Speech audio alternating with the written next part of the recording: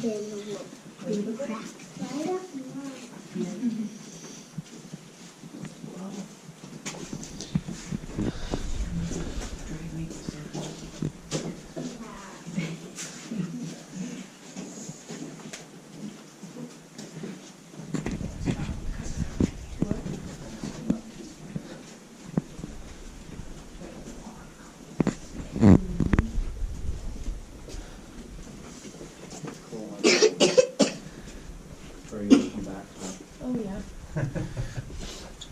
This is another passage we won't obviously go into, but you can belly crawl your way. What do we got through here, if you're willing? How far back does that one go?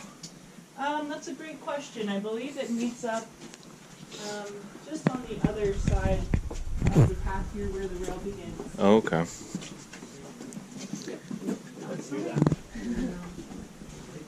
What's that?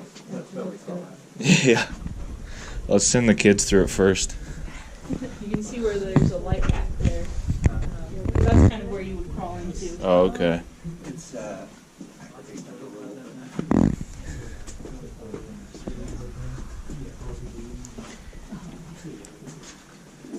Holy smokes. Whoa.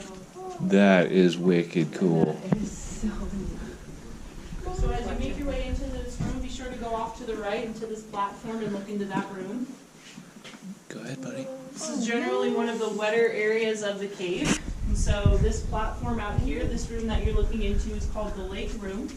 In an especially wet year, there would actually be standing water. In this area. Nope.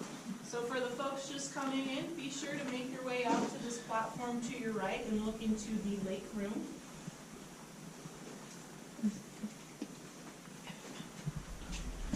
All right, Bob. Let's take turns. This is cool. Cool. I didn't see any fish. I was like, See him out there.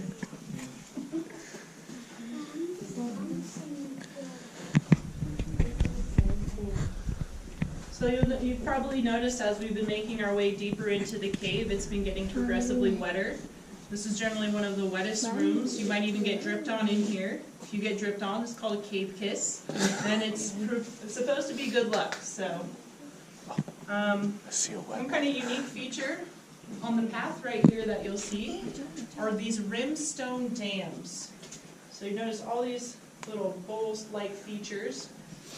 And it doesn't happen often these days, but in many decades ago, there used to actually be water standing in this room, and that's how these dams were formed. That water, as it's loaded with calcium carbonate and just pooling on the floor, is depositing the calcium carbonate on the outer edges of that pool, creating these dams.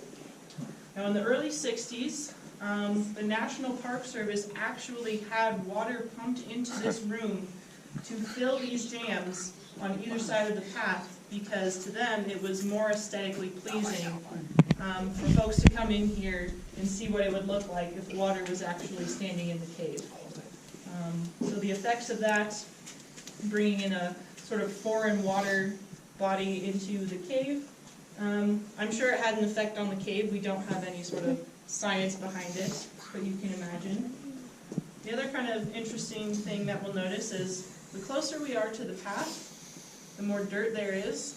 And the further we go out into the room, the cleaner and whiter it is. And so this is just a result of us being in here, of we tracking dirt or little microfibers that fall off of our clothing as we're traveling through. That all collects over time. And so we try to mitigate this a little bit by doing a lint camp. And so we allow volunteers like yourself to come into the cave and help us clean it. We'll give you a little brush and a baggie and some knee pads and a headlamp. And you'll basically help us clean up all of our lint. And as a sort of reward for doing that, you usually get to tour in the talus room. So if anyone's really excited about Lehman Caves and kind of wants to help us take care of this resource, we invite you to come at the end of January or beginning of March and kind of help us clean up in this room. Is that posted on the website when that happens? I believe it is, at least on our Facebook. If not, you can always email us and we'll gladly get you the info. So another part is when the scissors cut them off. Probably not, but they're all sleeping right now. So the bathroom could be but when our mouth beats down when they would Yeah.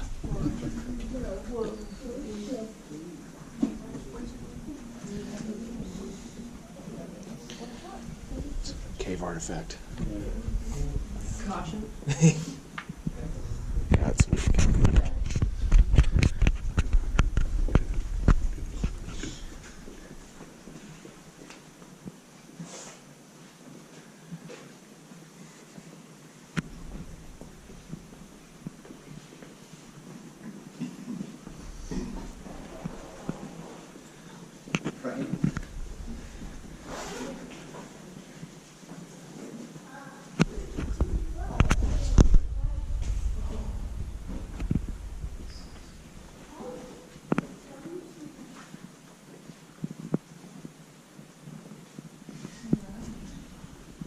So as we make our way into this room, there's another walkway leading into another room to the right here.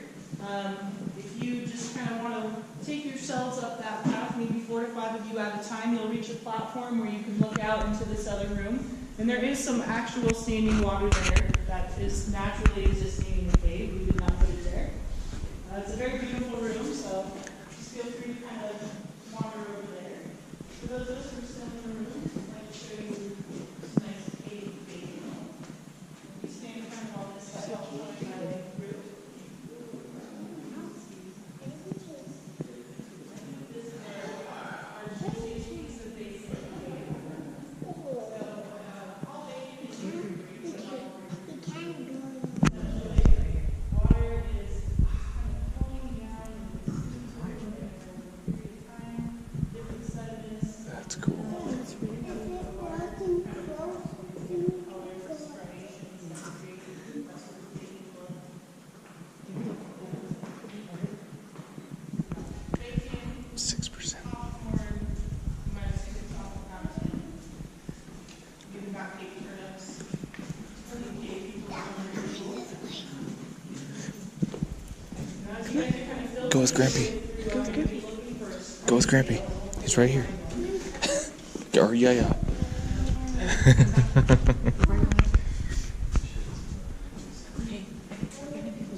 Oh, he's fine.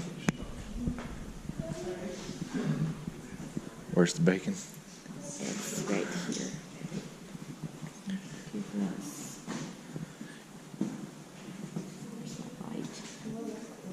So we're searching for springtails right now, and I'm hoping we can find one too.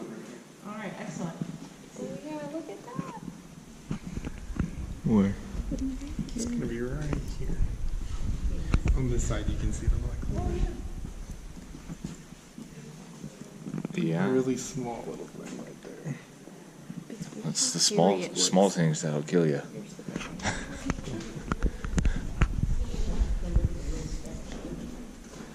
So Yvonne has found a springtail, if anyone is curious to see what a springtail looks like.